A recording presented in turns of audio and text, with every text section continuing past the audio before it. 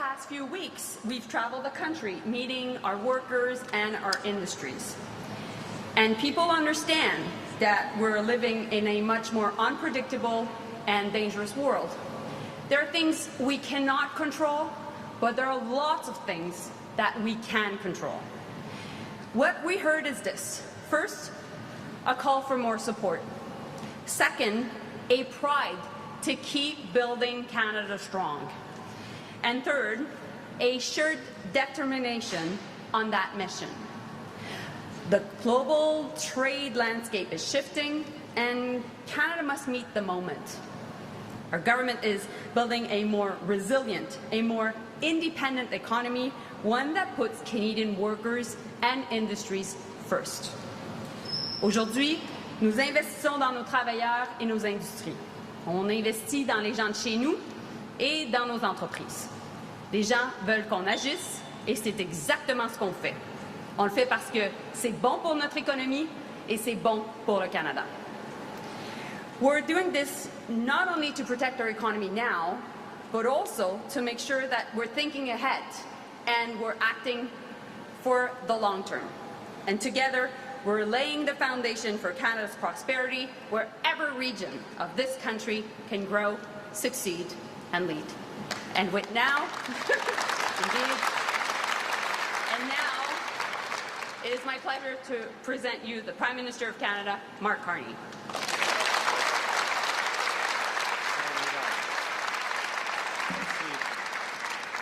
Thank you. Merci beaucoup, Minister Joly. Bonjour tout le monde. It is a great pleasure to be here at Mitsubishi Heavy.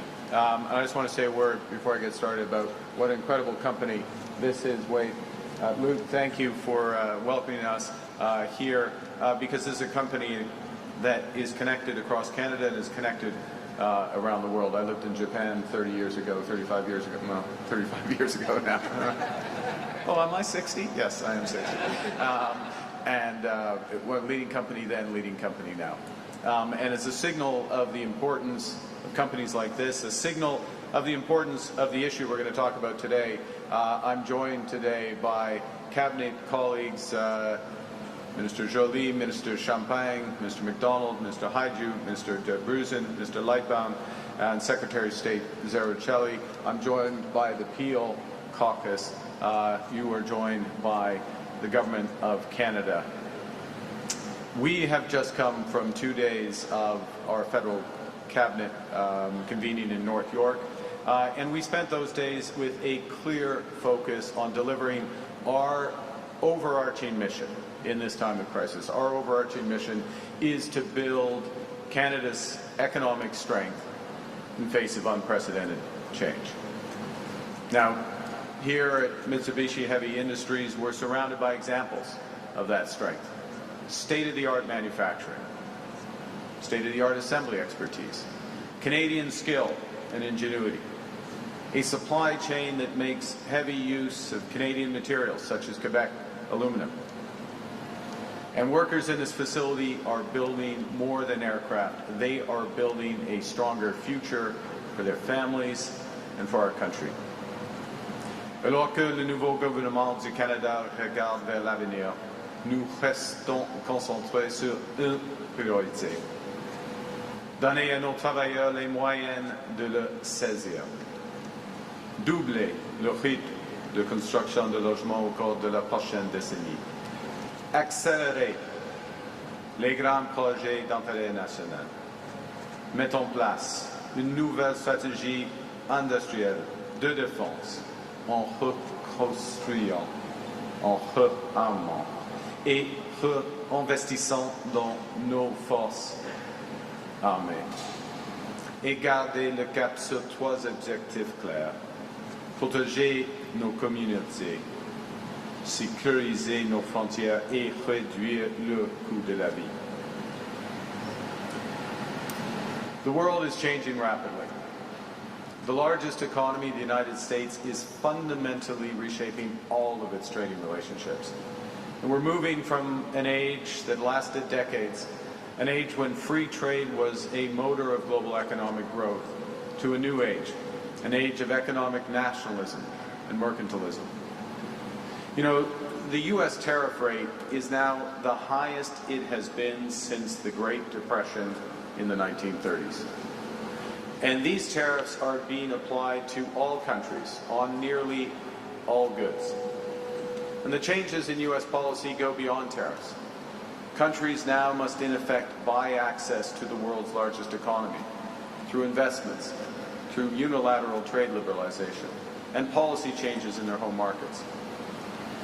And all the while, the transformation of global trade is occurring against a backdrop of wider economic disruptions, of geopolitical realignment, of AI and other technological transformations, and the necessity, the imperative of a shift to a greener economy. What's going on is not a transition, it's a rupture. And its effect will be profound. Workers displaced from their jobs. Supply chains that have existed for decades disrupted. Companies forced to change where they find their materials and their products. And all of this is causing an extreme uncertainty that's holding back massive amounts of investment and, as a consequence, slowing economic growth. Just this morning, we see the impact in today's employment report in Canada, with unemployment rising across regions and sectors. This makes decisive action crucial.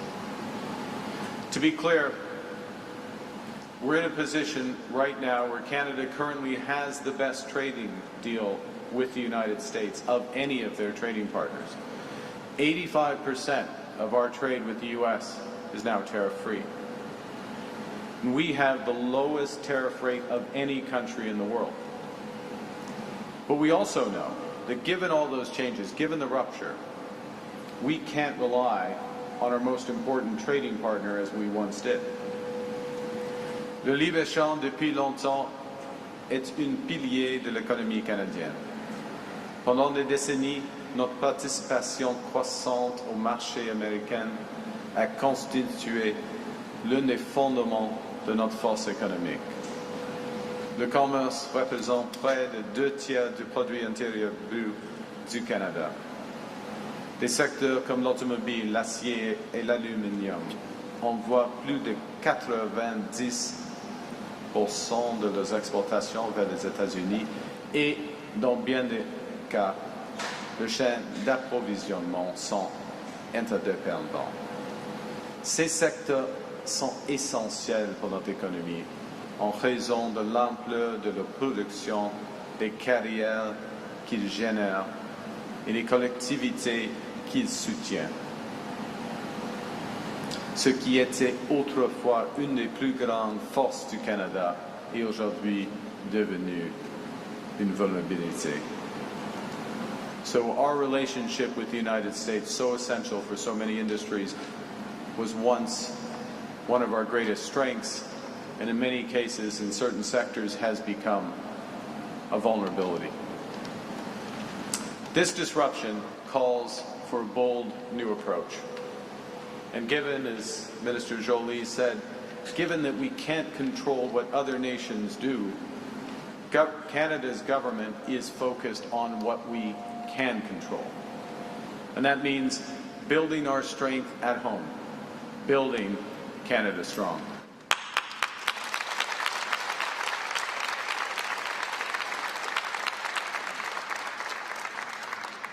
That means giving our workers and our companies the tools they need, retraining our workers, transforming our strategic sectors, creating entirely new industries, and being our own best customer by buying Canadian.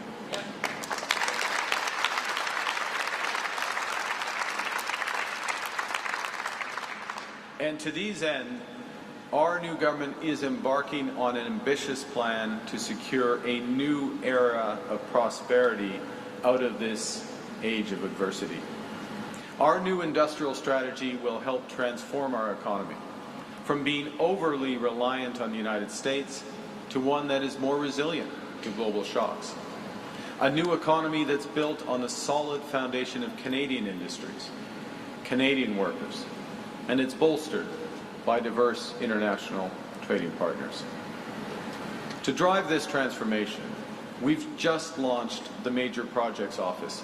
Its job is to fast-track major nation-building projects. Shortly, we will launch Build Canada Homes, just later this month. And that's a new government entity that will help double the pace of housing construction over the next decade, while creating a new housing industry using Canadian technology, Canadian workers, and Canadian lumber.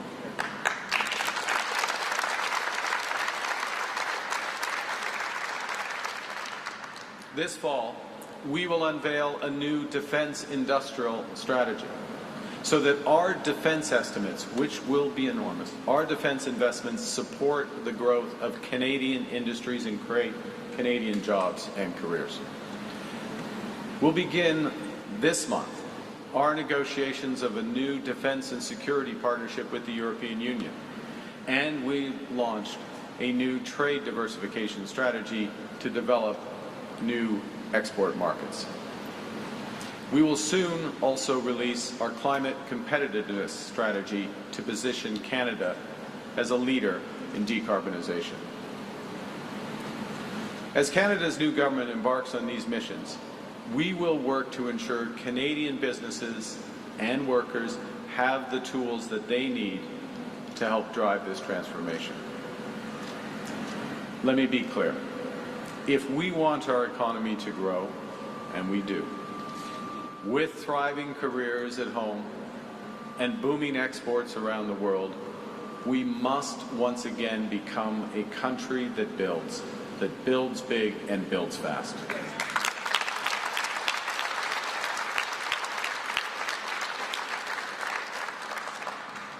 Because, as Minister Valdez knows, entrepreneurs, builders, dreamers power our economy. They are the engines of growth. And the strategic industries that are being so heavily impacted by U.S. tariffs, steel, lumber, aluminum, copper, our resource sectors, these are the industries that build Canada. And they will be central to our future competitiveness in a world of major infrastructure investment, defense and security, and that unprecedented acceleration in home building. And the government's role right now, in fact, the government's duty right now, is to make sure that our builders have what they need to succeed, so that they have greater certainty about the scale of the opportunities. Because when our builders, our entrepreneurs, face calculated risks rather than unknowable uncertainty, that's when Canadian builders and innovators thrive. That's when the whole country rises with them, with higher wages, lower costs, and a stronger economy.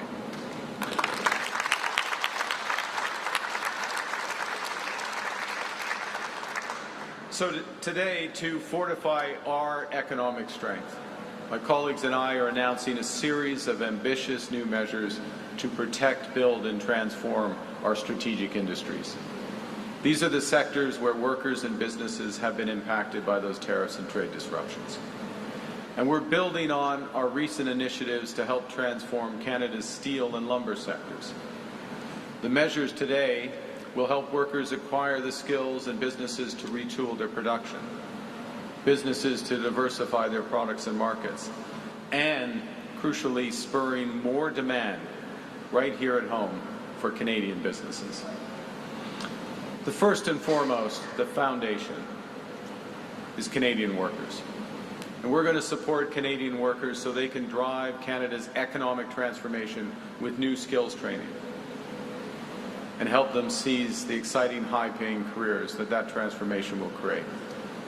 To build a strong confidence workforce that will help propel our economy forward, the government is introducing a new robust reskilling package to train 50,000 workers. This package will include new methods such as employer-based training and targeted outreach to workers. We will automatically enroll new employment insurance claimants to our new jobs matching program and introduce a new platform with a skills to job tool to make job searches easier and match people more quickly to new jobs, connect them to training opportunities and career counseling. We'll leverage digital technologies and artificial intelligence to help working Canadians find training courses, supported by partnerships with companies such as Indeed, Jubilico, Career Beacon, ZipRecruiter, and eCampus Ontario. We'll also launch new sector alliances across industries, unions, and governments to coordinate recruiting and retraining efforts. And finally, we'll adapt employment insurance to provide a bridge to laid-off workers, giving them the time they will need to pivot.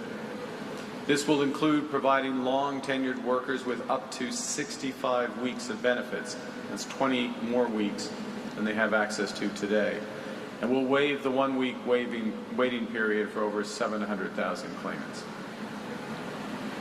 The second major initiative that we're announcing today is a new $5 billion strategic response fund to help Canadian businesses adapt, diversify, and build that new economy.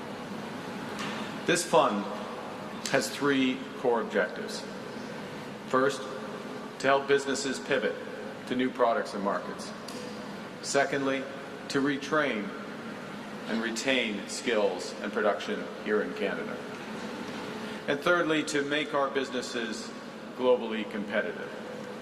So businesses can use these funds to invest in the design of new products, to retool their plants to boost productivity, or to offset the costs of accessing new markets. And the fund will be open to all sectors, given the fact that the tariff impacts are wide-ranging across Canadian industries. La priorité sera accordée aux projets issus des secteurs les plus touchés par les tarifs, comme l'acier, l'aluminium, l'automobile et le bois d'œuvre. Les fonds de réponse stratégique travaillera en étroite collaboration avec nos nouvelles alliances sectorielles pour s'assurer que ces projets d'investissement ne soient pas freinés par les défis du marché du travail. Grâce à une meilleure corrélation entre les travailleurs et l'industrie, nous pourrons former efficacement et jumeler les travailleurs aux nouveaux emplois dans le secteur de demain. The third major thing we're announcing today is a comprehensive Buy Canadian policy. We are on a mission to build Canada strong through major infrastructure projects, through that modern defense industry, and by building millions of more homes. In that mission, the public sector can serve as an anchor customer for Canadian businesses. But for that to happen, a lot of things must change. At present, Canada's public procurement is following outdated rules of that old free trade order that no longer exists. For years, we've been buying as a government significantly from foreign suppliers for short-term gain. Now we need to use government procurement using Canadian taxpayer dollars to spur Canadian businesses for longer-term prosperity. To support Canadian industries, the government's introducing a new comprehensive Buy Canadian policy that will move from best efforts to buy Canadian to a clear obligation to do so.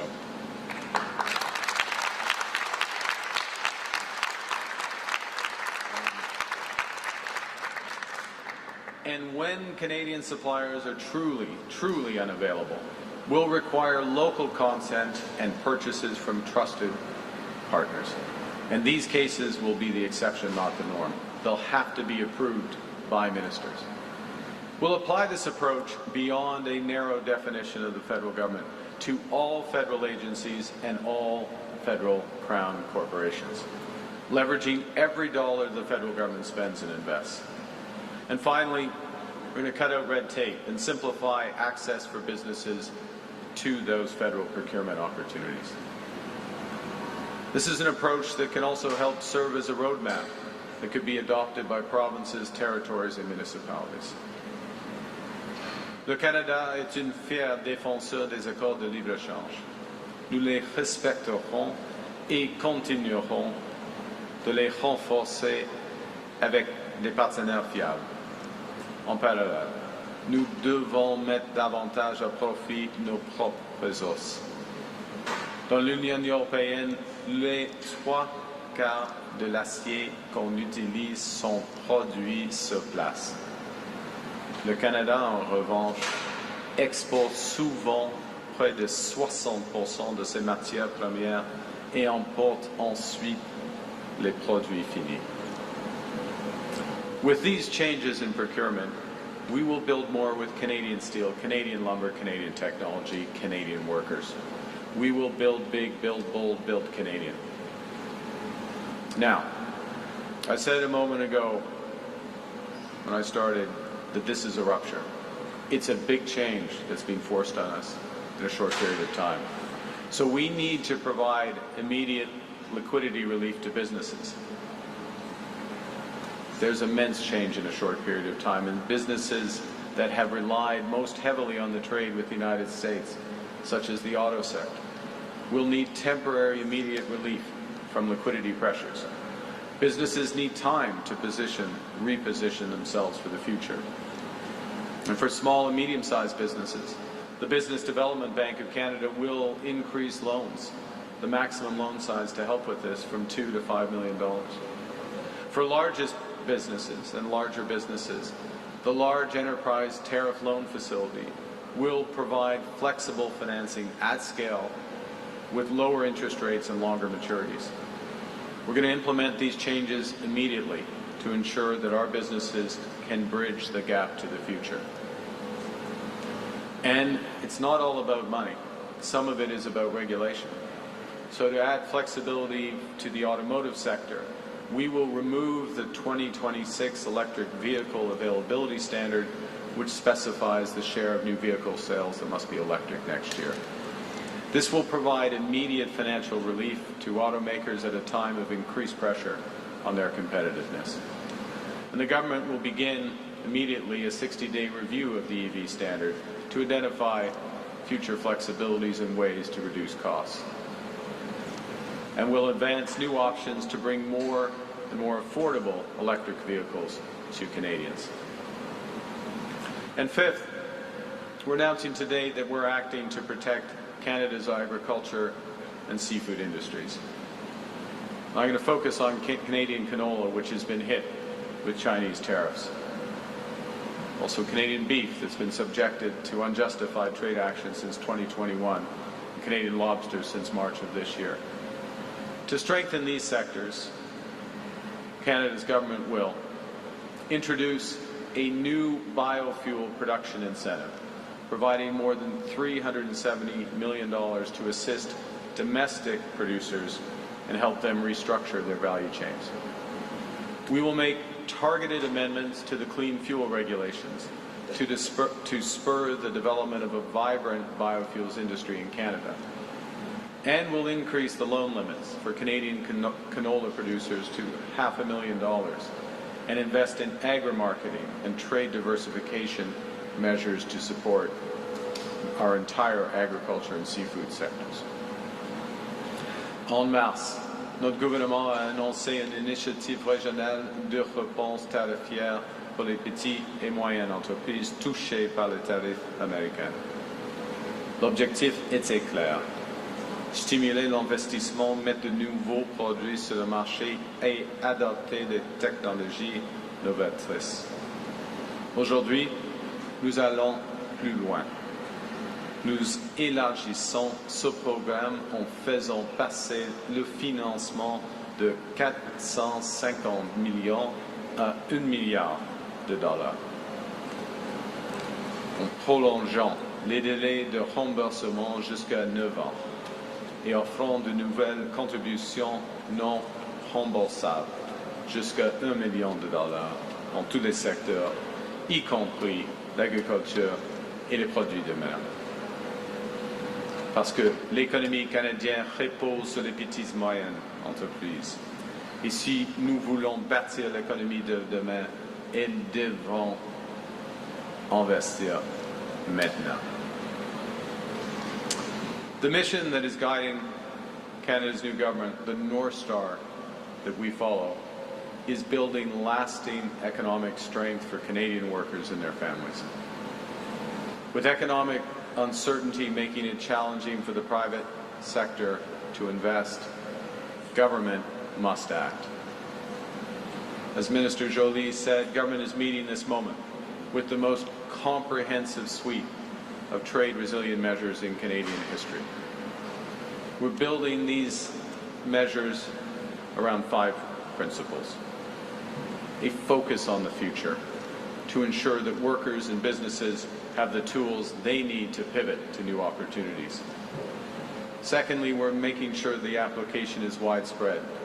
The programs are broad in scope because of the scale and breadth of the disruption in trade.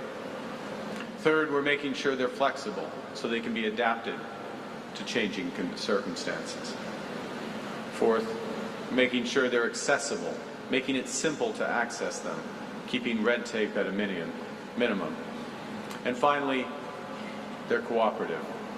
Provinces and territories will have important roles to play, and this national effort requires cost sharing and collaboration across all levels of government.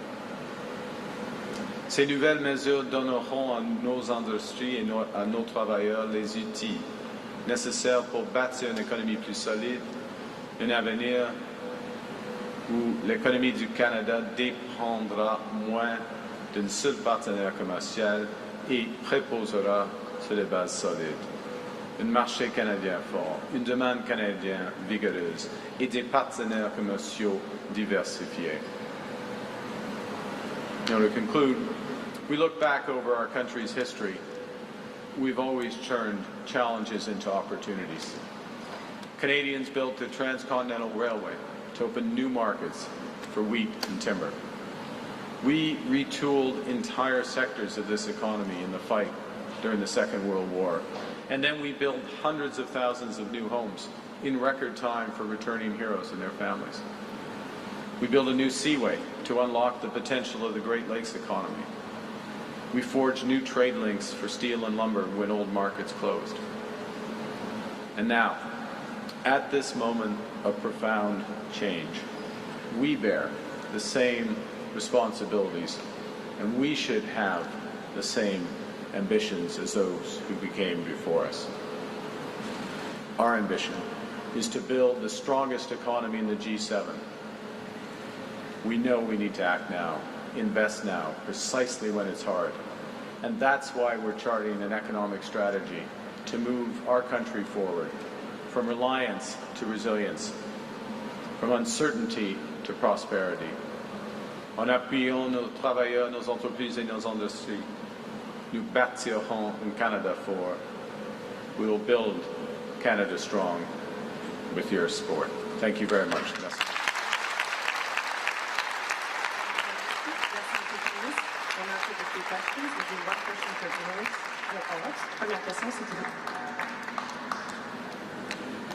Good morning, Prime Minister. Judy Trin with CTV News.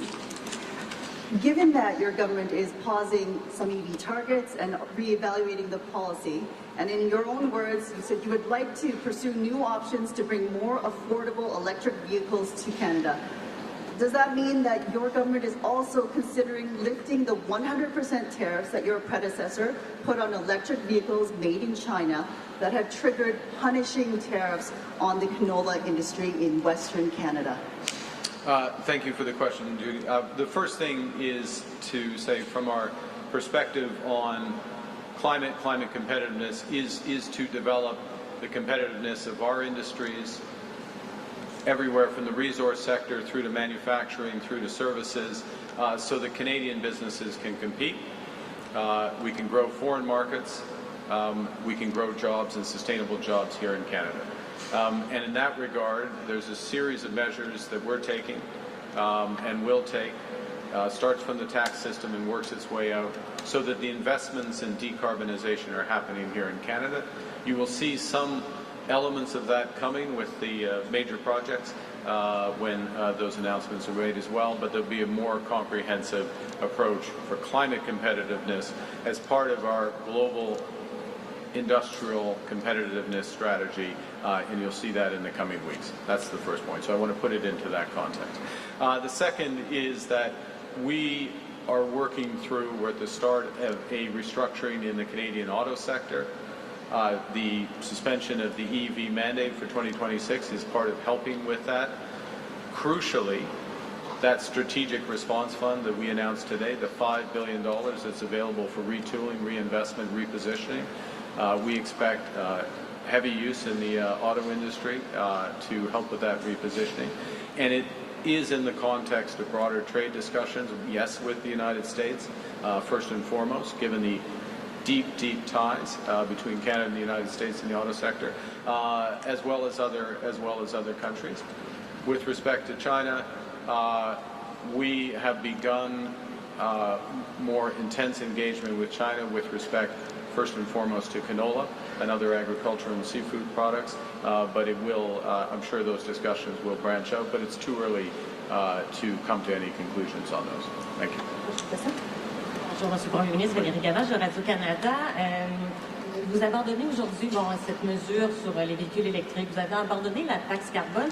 En même temps, vous avez des députés qui mettent sur pied un caucus vert parce qu'ils trouvent que vous ne vous préoccupez pas suffisamment de l'environnement. Comment vous allez faire pour les rallier? Et puis, est-ce que le Canada est en train d'abandonner ses ambitions climatiques? Non, merci pour votre question. Non, c'est la position du gouvernement du Canada que la lutte contre le changement climatique, c'est une obligation morale, mais c'est en même temps, c'est un impératif commercial, c'est un impératif de compétitivité. Et maintenant, nous mettons l'accent sur la compétitivité de nos entreprises, de nos travailleurs, en ce qui concerne la réduction des gaz à effet de serre. Par exemple, nous avons déjà, mais nous allons renforcer les crédits d'impôt afin d'avoir plus d'investissement dans l'énergie propre. Premier point. Deuxièmement, on va garder le prix industriel du carbone. Il faut améliorer le fonctionnement de ces marchés. Et comme je viens de dire, il y aura une stratégie, une politique de compétitivité du carbone et une stratégie pour la nature en même temps. Alors, on va faire beaucoup en mettant l'emphase sur les résultats. Les résultats, c'est-à-dire de la compétitivité de notre économie, de nos entreprises, en ce qui concerne les réductions de gaz à effet de serre. Merci. Question, CBC? Prime Minister Tom Perry at CBC. Can I ask you, if you're reviewing the EV mandate, are you open to the idea of scrapping it altogether like the Conservatives are demanding? And I guess how should Canadians, you just asked this in French, but how should Canadians, I guess, see your commitment to Canada's climate goals? And if I could get you to clarify just on another matter, Minister LeBlanc said yesterday you're now pursuing smaller deals in certain sectors with the United States on tariffs. Why are we pursuing that strategy? Well, I'm going to take the second part first, and I'll come back to you first, which is Minister LeBlanc. What Minister LeBlanc said yesterday is what I said the day before, actually, so it's good to see that we're lined up. We're all lined up in the strategy. What's happening with our situation with the United States, and I'll do this quickly. We have the best deal of any country right now. 85% tariff-free, lowest tariff rate. The issue is the strategic sectors, and it's a big issue. Flavio Volpe is here. Thank you for coming. Flavio, he knows it well. Autos, steel, aluminum, forest products, copper. Those are the big issues. And those are areas that the United States has identified, we would agree, but has identified as strategic. So they have a different tariff regime for those sectors. And the only way to tackle those is to go directly to the sectors and recognize the interdependence between Canada and the United States. The fact that Canada makes the United States more competitive in these sectors and structure agreements in and around there, or look to structure agreements around those. Now, the U.S. has a very tough tariff policy around these, to be clear. So it's real work, it's hard work, but that's where we're focused. That is the, quote, smaller, they're not small, they're big, but sector-specific deals.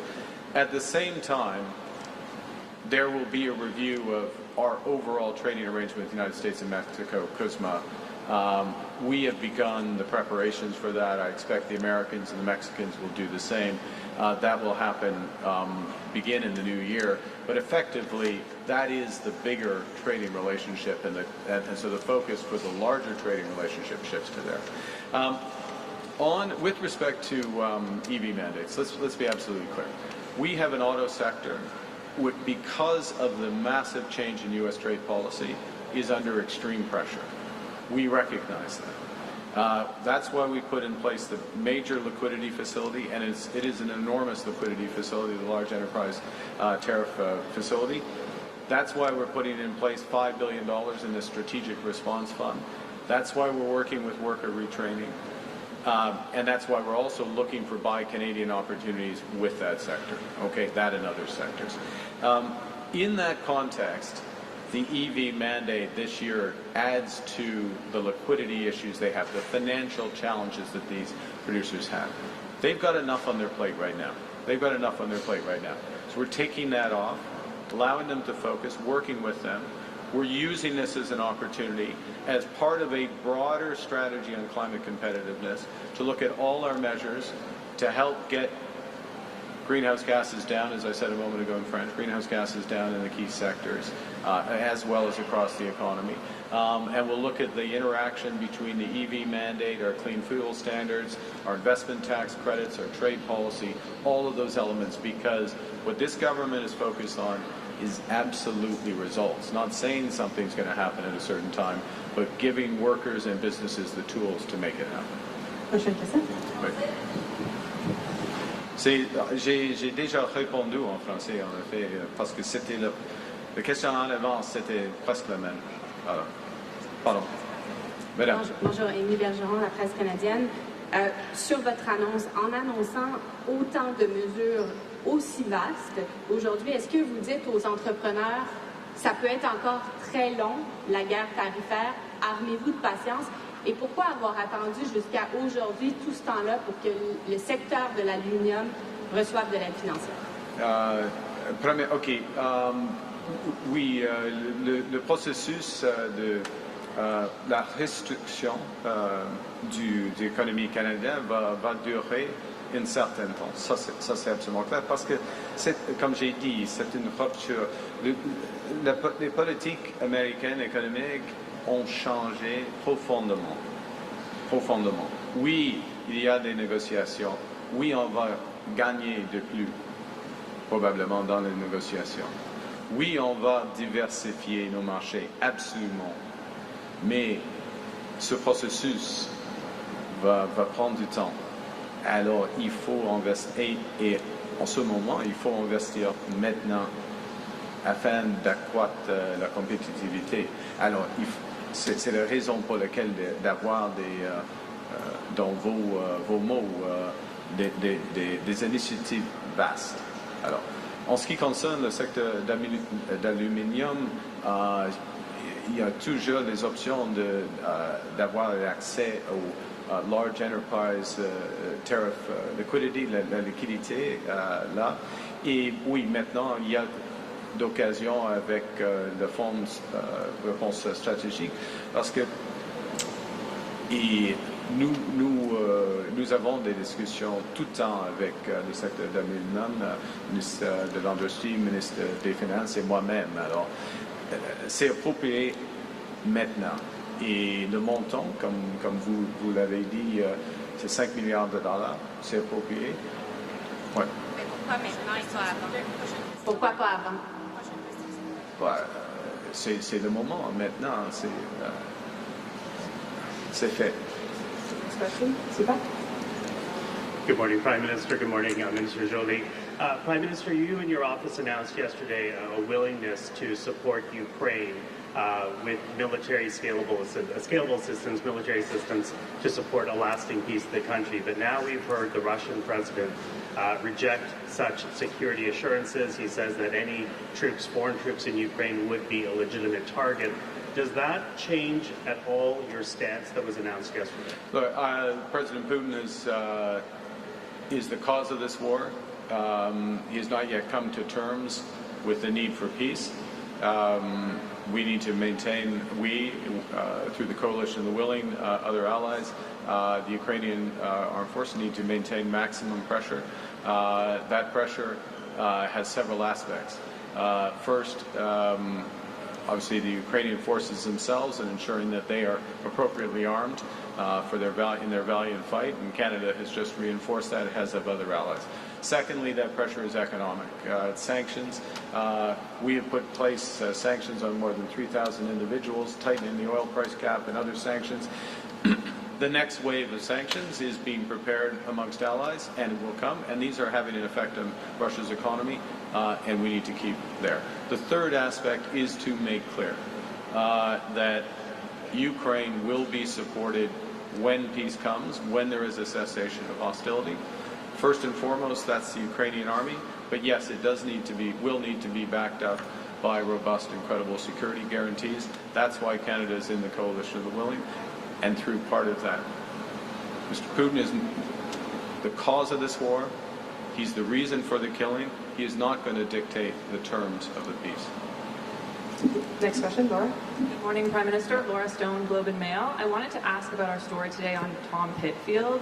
I was wondering if you knew about his ties to the tobacco industry before our story, when you hired him in your office, if you have any moral qualms about his ties to the industry, given the push to stop smoking and vaping, and if he will recuse himself from any health discussions or debates in your office. Well, the first thing is people in my office, as you know, and Canadians would expect, go through conflict of interest and ethics procedures, and appropriate screens are put in place and they're followed. That's the case for Mr. Pitfield. That's the case for all the staff in my office. That's the first. The second, there's certain activities which are legal in this country, which I don't necessarily follow or approve of.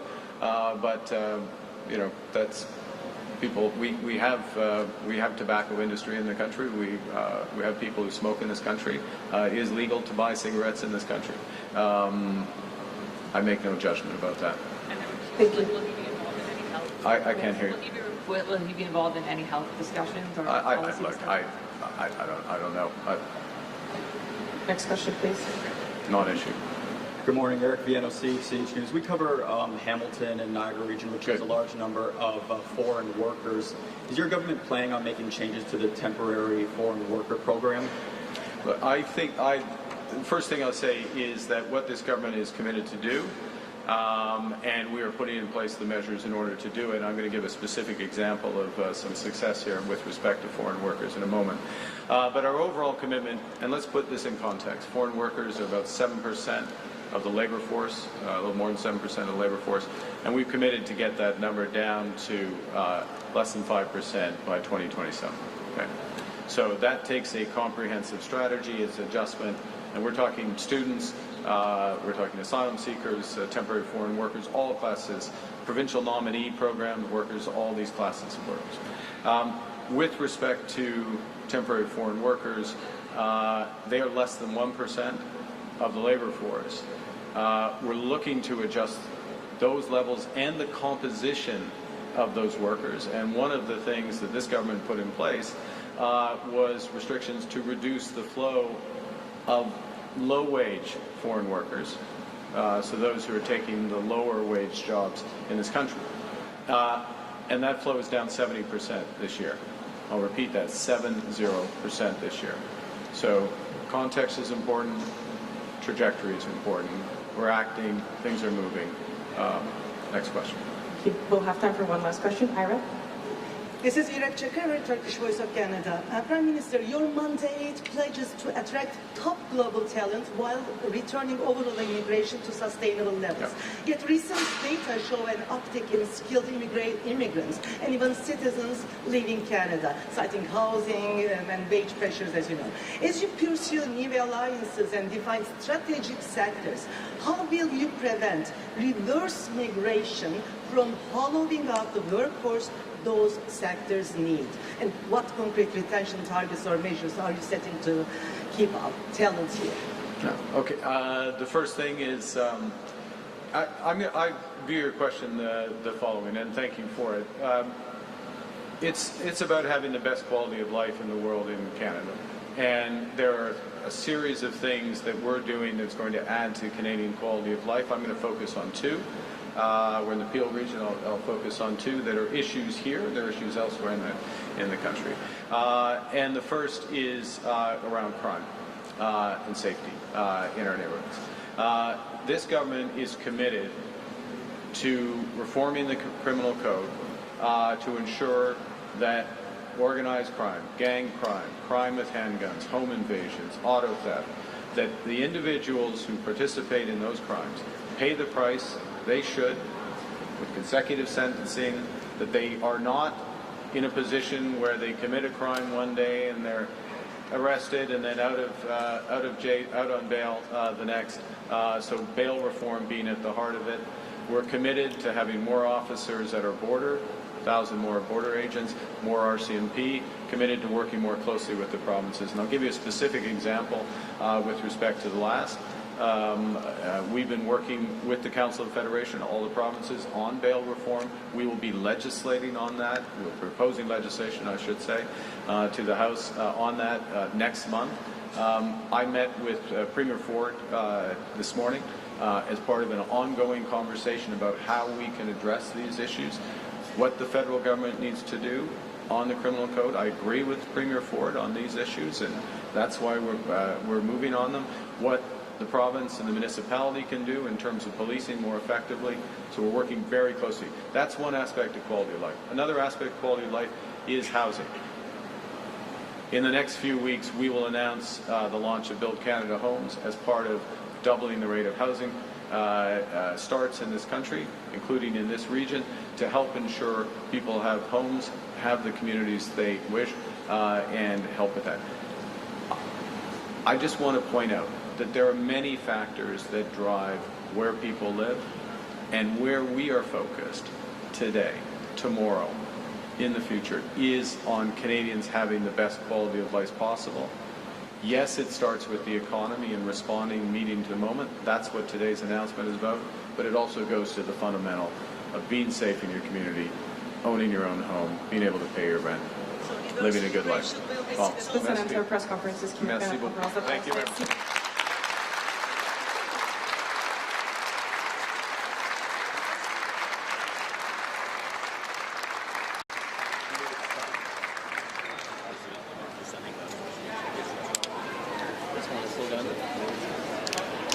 Sorry, I'm posting at the same time, monitoring two cameras. All right.